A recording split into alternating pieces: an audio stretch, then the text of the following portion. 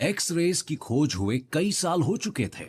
मरी क्यूरी और उनके पति और रिसर्च पार्टनर पियर जानना चाहते थे कि कैसे मैटर का एक अंश त्वचा, यहां तक कि दीवारों के भी आर पार देख पाना मुमकिन बना देता है। मरी को पता चला कि दुनिया में कुछ ऐसी दुर्लभ जगहें हैं जहां यूरेनियम से भरपूर चट्टानों में कुछ अनोखे गुण हैं। गहरे बादामी रंग के इस ओर में पाइन नीडल्स मौजूद थीं और ये पूर्वी यूरोप के उस हिस्से से आया था जिसे आज हम चेक रिपब्लिक कहते हैं। लेकिन ये चीज बहुत ही दुर्लभ थी और इसकी छोटी सी मात्रा को डिस्टिल करने में भी काफी समय और मेहनत लगती थी। इन दोनों ने इस ओर को शुद्ध करके पिच ब्लेंड नाम का मिनरल बनाने के लिए मुश्किल हालात में काम किया, जो 50 से 80% यूरेनियम था। ये एक बड़ी उपलब्धि थी, लेकिन मरी और पियर इससे भी ज्यादा दुर्लभ चीज ढूंढ रहे थे। उन्हें टनों ओर को प्रोसेस करने में 3 साल लग गए, 1 ग्राम के भी 1/10वें हिस्से को अलग करने में, जिसे उन्होंने नाम दिया रेडियम। मरी और पियर ने एक बिल्कुल नई चीज को खोज निकाला था। इन्होंने दिखाया कि रेडियम पर बहुत अधिक तापमान का भी कोई फर्क नहीं पड़ता। और यह अजीब बात थी, ज्यादातर चीजें तेज गर्मी की वजह से काफी बदल जाती हैं। एक और बात भी थी, इससे फौरन एनर्जी निकलती थी, केमिकल रिएक्शंस के जरिए नहीं, बल्कि एक अनजान मैकेनिज्म के माध्यम से। मरी क्यूरी ने इस नए फिनोमिनन को नाम दिया रेडियो एक्टिविटी। मरी, पियर, आयरीन और जिससे बाद में वो शादी करने वाली थी, इस परिवार को साइंस की फील्ड में 5 नोबेल प्राइज मिलने वाले थे।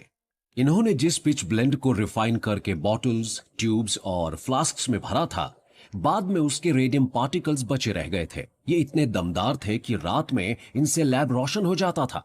मरी ने लिखा था, ये चमकती ट्यूब्स यहां लैब में पृथ्वी पर मौजूद तारों जैसी लगती हैं। मरी ने सही नतीजा निकाला था कि यह चमक रेडियो एक्टिव एटम्स के केंद्र में मौजूद किसी चीज की वजह से दिख रही थी। हजारों साल तक यह सोचा जाता रहा कि एटम्स मैटर की सबसे छोटी यूनिट है। पृथ्वी पर मौजूद क्यूरी के ये सितारे इस बात के सबूत थे कि एटम के अंदर एक ऐसी दुनिया हो सकती है जहां और भी छोटे पार्टिकल इंटरैक्ट कर रहे थे।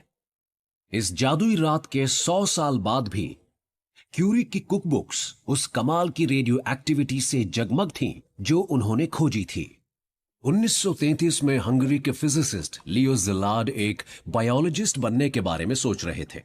ज़िलार्ड को मालूम था कि एटम्स के अंदर प्रोटॉन्स और न्यूट्रॉन्स होते हैं और बाहर की तरफ होता है इलेक्ट्रॉन्स का एक पर्दा।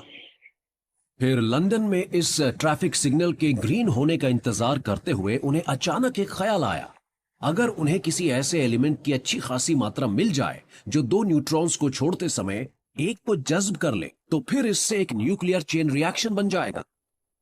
2 से बनेंगे 4 और 4 से 8, और यह सिलसिला यूं ही चलता रहेगा जब तक न्यूक्लियस में मौजूद ढेर सारी एनर्जी निकलेगी नहीं। यह सब चलता रहेगा। यह केमिकल रिएक्शन नहीं बल्कि न्यूक्लियर रिएक्शन होगा। और बस इसी पल हमारी दुनिया बदल गई।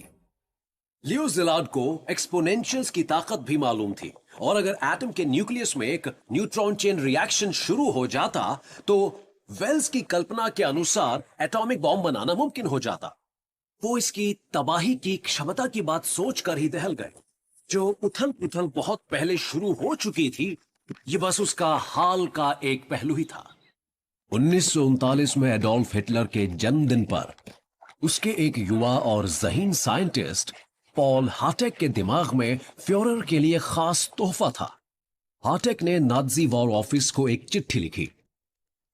उसने लिखा कि न्यूक्लियर फिजिक्स में हुई तरक्की के बल पर एक ऐसे एक्सप्लोजिव को बनाया जा सकता है जो आम हथियारों से कहीं ज्यादा ताकतवर है। वो एडोल्फ हिटलर को एक एटॉमिक बॉम्ब देना चाहता था, लेकिन हिटलर का वास्ता कभी किसी न्यूक्लियर हथियार से पड़ा ही नहीं था, क्योंकि उसने तो अपने इलाकों में मौजूद कई शानदार फिजिसिस्ट्स को कत्ल कराया, जेल में डाला या देश से निकाल दिया था। ऐसे लोग यहूदी, लिबरल या फिर दोनों ही थे। युद्ध शुरू होने से ठीक 1 महीना पहले लियो ज़िलार्ड लॉन्ग आइलैंड के उस घर में गए जिसे एल्बर्ट आइंस्टाइन ने किराए पर ले रखा था। जो फिजिसिस्ट अक्सर लियो जिलार्ड को मैनहट्टन से बाहर ले जाया करता था, वो 1939 में अगस्त के उस दिन था नहीं। तो जिलार्ड ने इस काम के लिए हंगरी के ही एक प्रवासी एडवर्ड टेलर नाम के एक युवा साइंटिस्ट को साथ ले लिया। बुडापेस्ट में सताए जाने के कारण उन्होंने और उनके परिवार ने म्यूनिख में शरण ली, जहां एक ट्रैफिक हादसे में उन्होंने अपना दायां पैर खो दिया। 1930 के दशक की शुरुआत में टेलर और उनके परिवार को एक बार फिर भागना पड़ा। जैसे हार्टेक बॉम्ब के बारे में हिटलर को बताना चाहते थे, जिलार्ड भी ऐसे हथियार की जबरदस्त ताकत से प्रेसिडेंट फ्रैंकलिन रूजवेल्ट को वाकिफ कराना चाहते थे।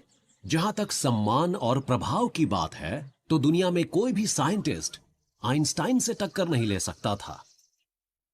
आइंस्टाइन को डर था कि कहीं हिटलर के हाथ कोई न्यूक्लियर हथियार न लग जाए। ऐसा खतरनाक हथियार छोड़ने के बाद वापस नहीं लिया जा सकता था।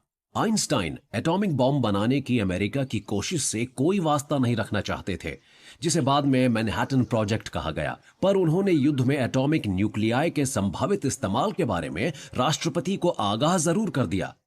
युद्ध खत्म होने के बाद उन्होंने एक रिपोर्टर से कहा था कि अगर उन्हें मालूम होता कि जर्मन्स एक एटॉमिक बॉम्ब बनाने में नाकाम हो जाएंगे, तो उन्होंने इस